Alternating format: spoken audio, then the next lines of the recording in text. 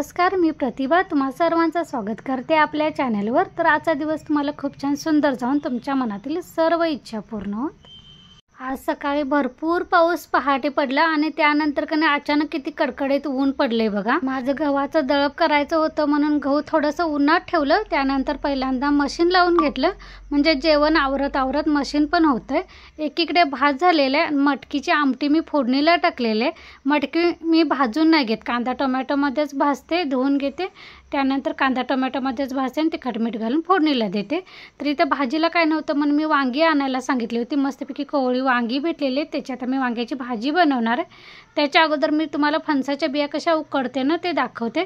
तुम्ही कधी फणसाच्या बिया जर खाल्ल्या नसतील ना तर अशा पद्धतीने उकडून बघा, चवीला एकदम मिठाच्या छान लागतात। तर इथं फणसाचे गर असतात की नाही, त्याच्या बिया काढायच्या, त्या धुवायच्या, त्यात मीठ टाकायचं, थोडंसं पाणी टाकायचं आणि कुकरला 5 ते 7 शिट्ट्या द्यायच्या। मस्त अशा शिजतात। मी शिजलेल्या कशा त्या मी तुम्हाला नंतर दाखवते। तर पहिल्यांदा आपला भात झालेला आहे तो काढून घेतला, त्यानंतर मी बियांचा कुकर ठेवलेला। आमटी एकीकडे शिजत आहे तोपर्यंत आपण भाजीची तयारी करून घेऊया। वांगे काय मी भरून करणार नाहीत, फक्त एका वांग्याचे 2 भाग करायचे आणि त्यानंतर अर्ध्या भागाचे 3 काप असे करायचे। आणि मी शेंगदाण्याचं कूट, कांदा, तेल, तिखट मीठ घालून फक्त फोडणीला दिलेलं आहे। अशी पण भाजी छान लागते, एकदा नक्की करून बघा। त्यानंतर इकडे म्हटलं भाजी होई तोपर्यंत आपण देवपूजा करून घ्यायची, कारण एकदा देवपूजा झाली की आपल्याला दिवसभर पण प्रसन्न वाटते। कारण 12 नंतर काय देवपूजा करून चालत नाही, कारण सेवा रुजू होत नाही। ह्यासाठी फुलं काढून आणली आणि पहिल्यांदा देवपूजा करून घेतली। आपल्या दारातल्या झाडाला जे गुच्छाचं जास्वंद आहे ना ते मी काढले नव्हते, 2-4 फुलं होती, तर म्हटलं एवढी फुलं मला बस होतात म्हणून म्हटलं ते झाडालाच राहू दे म्हणून ठेवून दिलं। त्यानंतर ही फुलं सगळी घातली आणि फक्त एकच मी जे नारळ आमच्या कुलस्वामीच्या नावानं पुजते ना कळशीत, त्या नारळाला कने एक फूल कमी पडलं। आणि आता महादेवाला पण मला लालच फूल घालावं लागणार, कारण पांढरे फूल कने लागत नाही। अनंताचा पण बहर गेला आणि मोगऱ्याचा पण बहर गेला। कधीतरी 1-2 आता भेटतात, पण आज काय मला भेटलं नव्हतं, त्यामुळे म्हटलं लाल जास्वंदीच घालायची। आणि ते एका कुलस्वामीला फक्त घालायचं बाकी होतं, तेवढंच राहू दे म्हटलं की नाही, जीव असं हे होतं, म्हणजे एकच राहिलं म्हणून म्हटलं एक ते दारातला काढून आणि ते घालूया। त्यानंतर मी जप करते। जप मला आणल्यापासून ना मी 108 वेळा रोज देवपूजा झाल्यानंतर जप करते। त्यानंतर थोडंसं ऊन पडल्यासारखं वाटलं, पण मी थोडंसं गहू म्हटलं थोडंसं आणि ठेवावं। ऊन पडल्यासारखं दिसलं, पण बाहेर गेल्यावर कधी पाऊस पडायला लागला, म्हणजे अंगावर थोडंसं शिंतोडे पडायला लागले। म्हटलं एवढं वाळलेलं गहू कोणी ते पाण्याचे शिंतोडे पडून भिजायला नको आणि मऊ व्हायला नको, राहू दे म्हटलं। त्यानंतर मला कधी बेसनचं पीठ पण करायचं होतं, वडीला वगैरे किंवा पिठलं वगैरे करायचं झालं तर डाळीचं पीठ बरं पडतं। थोडंसं डाळीचं पीठ आहे शिल्लक, तर पण म्हटलं आता गिरण चालूच करणार आहे तर एकदम करून ठेवायचं, म्हणजे गिरण स्वच्छ करून ठेवली की 15 दिवस 3 आठवडे बघायला लागत नाही ह्यासाठी। तर इथे मी 2 नंबरची चाळण घातली होती आणि मला गहू पहिल्यांदा घालायचं होतं, त्यानंतर बेसनचं पीठ लावायचं होतं, पण तिकडे जाळीच मला निघणार। ते आता हवेने इतकं फिट्ट बसायला लागले ना,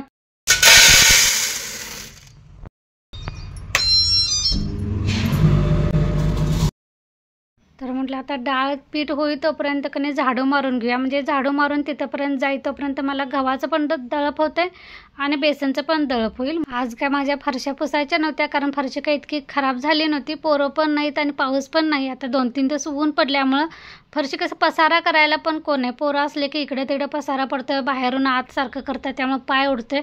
आता तसं नाही आहे, दोघंच असल्यामुळे काय एवढं खराब म्हणून फक्त झाडूच मारून घेतला, फक्त टेबल वगैरे पुसून घेतला कापडानं कोरड्या, त्यानंतर झाडू मारून घेतला। किचन हॉल झाडं तोपर्यंतच माझं डाळीचं कधी दळप झालेलं, कारण डाळ थोडीशीच होती। पहिलं जुनं पीठ माझ्याकडे शिल्लक असल्यामुळे थोडंसंच दळून ठेवायचं म्हणून टाकलेलं, त्यामध्ये ते झालं। म्हटलं जुनं पीठ आणि नवीन पीठ मिक्स केलं आणि परत त्या बरणीमध्ये घालून पुसून बरणी ठेवली आणि त्यानंतर गिरण स्वच्छ केली पहिल्यांदा। त्याने ते जाळी बदलून गेले, त्यानंतर म्हटलं आता पीठ वगैरे सगळं चिकटलेलं कणी ते सगळी गिरण स्वच्छ करून घेऊया आता हातासरची, ते होऊन जातं, नाहीतर मग नंतर कणी परत पीठ सगळं पडतं आणि परत स्वच्छ करायला लागते। म्हणून आता पावसाळ्यात कणी तुमच्या घरात जर अशी घरगुती गिरण असेल तर पावसाळ्यात प्रत्येक दळपाच्या वेळी गिरण स्वच्छ करायला लागते, नाहीतर मग त्याचं चिकटून बसतं पीठ आणि ते बुरशी आल्यासारखं होतं आणि ते वास यायला चालू होते, कुबट वास पावसाळ्यात, की हवेमुळं असं ते दडपून राहतं आणि त्याचा वास यायला चालू होतं। त्यामुळे पावसाळ्यात का असे ना तुम्ही प्रत्येक दळपाच्या वेळी गिरण स्वच्छ करत जा, म्हणजे टिकते ती चांगली। उन्हाळ्यात काय फक्त खाली पीठ जे घास भरलेलं पडलेलं असतं तो भरायचा आणि 2-3 दळपं झाल्यानंतर जरी स्वच्छ केली तरी चालतं, काही प्रॉब्लेम येत नाही। त्यानंतर इथं मी आता बरणी ती घासायला नव्हती काढली, कारण त्यात पीठ होतं ना, म्हणून फक्त ओल्या कापडानं पुसून घेतलं आणि भरून ठेवली. घरगुती जरी गिरण असली ना तरी त्याचं जे घास पडतो ना खाली तो भरपूर पडतो असं. मग ते पीठ काय करते मी एका प्लॅस्टिकच्या कॅरी बॅगमध्ये किंवा न्यूजपेपरमध्ये गुंडाळते आणि पलीकडल्या काकूंच्या कोंबड्या आहेत त्या कोंबड्यांना ते पीठ खातात. असं पाणी वगैरे मिक्स करून दिलं ना की त्या कोंबड्या खातात, म्हणून मी ते पीठ टाकत नाही. ते पीठ सगळं गोळा करते आणि ते पलीकडल्या काकूंना देऊन टाकते. तर इथं माझं जवळजवळ सकाळची अर्ध्याच्या वर कामं झालेले आहेत. म्हणजे भात, आमटी, भाजी झालेले. त्यानंतर झाडू पण अर्धा झालेला, अर्धा अजून इकडल्या 2 रूम वरांडा अजून बाकी आहे. देवपूजा पण झालेले. कपडे देखील मशीनला लावून झालेले आहेत. त्यानंतर फक्त गव्हाचं दळप टाकलं आणि त्यानंतर भाकरी करायला गेले. तेवढ्यात की नाही ह्यांनी आवाज दिला दरवाजा बंद कर म्हणून. मी म्हटलं काय झालं, तर बाहेर आता ऊन पडल्यामुळं की नाही उन्हाच्या तापीला साप आला होता आणि त्या वर्कशॉपमधून डायरेक्ट नाही आपल्या त्या घराच्या दारात जे रिकामी जुनी रूम पाडलेले आहे ना, झाडं वगैरे आहेत, कुंड्या, तर तिथं त्या पत्र्या आहेत की त्या पत्र्याच्या खाली येऊन बसला होता. इतका लांब साप होता ना तो. तर त्यातच आमचा जवळपास अर्धा पाऊण तास गेला. त्यानंतर मी भाकरी करून घेतल्या. तोपर्यंत माझं गव्हाचं दळप देखील झालेलं आहे. चला तुम्हाला पहिल्यांदा कधी बिया दाखवते कशा उकडल्यात ते. ह्या बिया भाजल्या पण जातात, म्हणजे तुम्ही भाकरी केल्यानंतर त्याच तव्यामध्ये बारीक गॅसवर भाजलं ना तरी पण छान लागतात. पण भाजल्यापेक्षा भाजलेल्या थोड्याशा अशा कडक राहतात. आणि हे उकडलेल्या कधी अगदी पीठ मऊ लहान मुलांना पण खाऊ शकते. अगदी पिठूळ ह्या उकडलेल्या बिया कधी छान लागतात.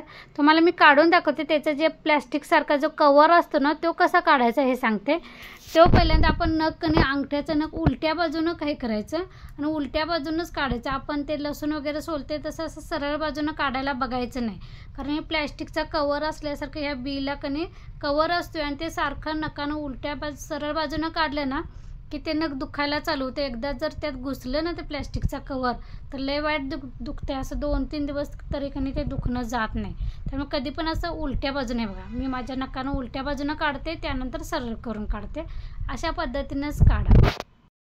5 ते 7 शिट्या दिल्या की नाही शिजत्यात पण ह्या पटकन. ह्याची तुम्ही तिखट सांडग्यात घालून पण ह्या बियांची भाजी करू शकता. पण कधी लहान पोरं असं खायला बघत नाहीत. अशा मिठाच्या कधी छान लागतात. तुम्ही जर नकानं काढायला येत नसेल ना तर पहिल्यांदा चाकूनं जरी काढलं तरी चालतं. फक्त साल काढताना मी ज्या छोट्या टिप्स सांगितलेल्या की नाही त्या हे करा, नाही तर मग 2-3 दिवसाचं कधी दुखणं होऊन जातं. बी खायला चांगली लागते पण त्याचं दुखणं आपल्याला परवडत नाही. तर बी वगैरे उकडल्यानंतर मी भाकरी झाल्यानंतर ओटा वगैरे पण पाण्यात धुवून घेतला. थोडीशी परात तवा वगैरे होता तो पण घासून घेतला. आणि त्यानंतर कपडे उन्हात घालायची माझी बाकी होती. अजून कालची कपडे माझी उन्हातली आणायची होती. कसं पावसाळ्यात मी काय आणत नाही. आजची कपडे घातलेली उद्या आणते. उन्हाळ्यात लगेच वाळतात, तसं पावसाळ्यात वाळत नाहीत आणि मग वास येते कुबड. थोडीशी जरी ओली राहिली असेल ना तरी वास येतो. हे बघा बी किती भारी शिजते. त्यामुळे पावसाळ्यात शक्यतो कधी कपडे लगेच आणायला घरात बघायचं नाही. बाहेर वाऱ्यात जरी चिमटे लावून ठेवले ना तरी त्याचा वास निघून जातोय आणि अगदी फ्रेश वाढतात. नाही तर मग असं कुबट यायला चालू होतं. आजच्या कामाचं शेवटचं काम म्हणजे कपडे उन्हात घालणं.